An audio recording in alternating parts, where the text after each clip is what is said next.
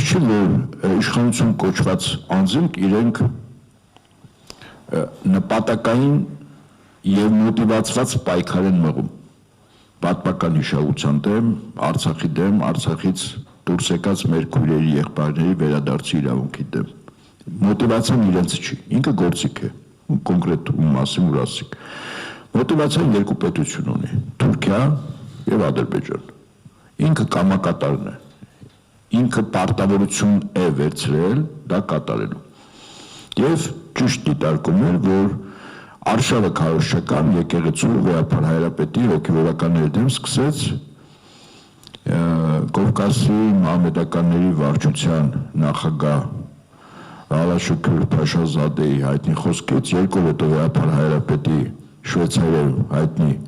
Բեռն քաղաքում այդ մեծ կարելի ասել ոչ միայն գիտաժողով էր, դա քրիստոնյա աշխարհն էր ներկայացված եւ դա քրիստոնյա աշխարհի կեցվածքն էր։ Այդտեղ եւ Արցախի իրավունքը կար, պատմական հիշողությունը կար, ցեղասպանությունը կար, Ադրբեջանի կողմից կատարող վայրագությունները մեր պատմական հիշողության նկատմամբ բարբարոս կեցվածքի եւ ցեղասպանության։ Ոստիև օրվա իշխանությունները հանձնարարական ստացան, որ փաստացի Հայաստանում կա մի կենտրոն, որը ազգային ինստիտուտ է, Հայաստանից Արաքելական Սուրբ եկեղեցին եւ այդ ինստիտուտը դիմագրավում է այն գործընթացներին, որը փորձում են Հայաստանում օրվա իշխանությունների ձեռամբ կյանքի կոչել Թուրքիան եւ Ադրբեջանը։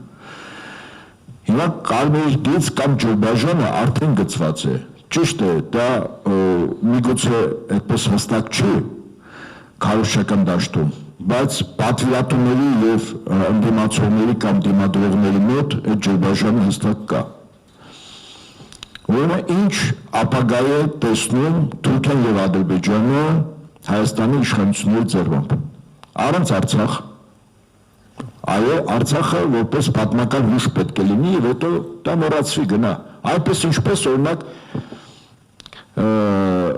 Աստծոց մեզ տված մեր նահապետով այն ժառանգությունը, որը հայկական բարձրավանդակ էր։ Հիմա սա հիշողությունն է, ընդհանրապես մենք ցեղասպանությունից հետո այդ տարածքից մազապուրց հայության ժառանգներն ենք, որոնք փորձում են փոխանցել մեր զավակներին, որ մեր հայրենիքը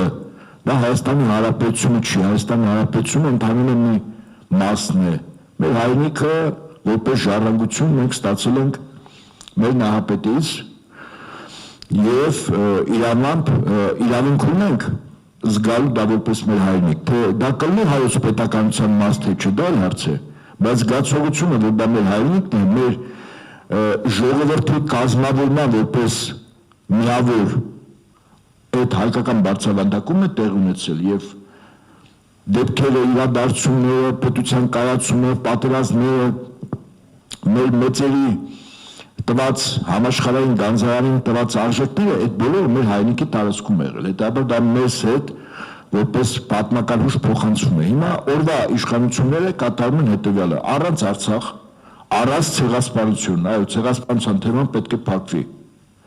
Ցեղասպանության դրսևորման նաև էլեմենտները պետք է ոչնչացվի եւ պատահական չէ վայրագությունը, որ ցեղասպանության հուշահամալիրում անում են, սա պատահական չի։ Այդ նույնը ասենք հանգամանքների բերումով մեզ հարազատ մարդու գերեզմանակարը վնասվում է եւ այդ գերեզմակարի ասենք վերանորոգումը տարիներ կարող է տևի։ Մեզանից յուրաքանչյուր ինչպես է վերաբերվում շատ արագ, որտեվ այդտեղ ինչ-որ թանկ բան կա, չէ։ Հիմա հուշահամալիրը վերանորոգում են։ Ինչու են, այսինքն դրա անհրաժեշտությունը ինչու առաջացավ։ Երևույթ շինարարություն է, բայց խորքում շինարարության խնդիրը չի, թիրախային հարվածում են։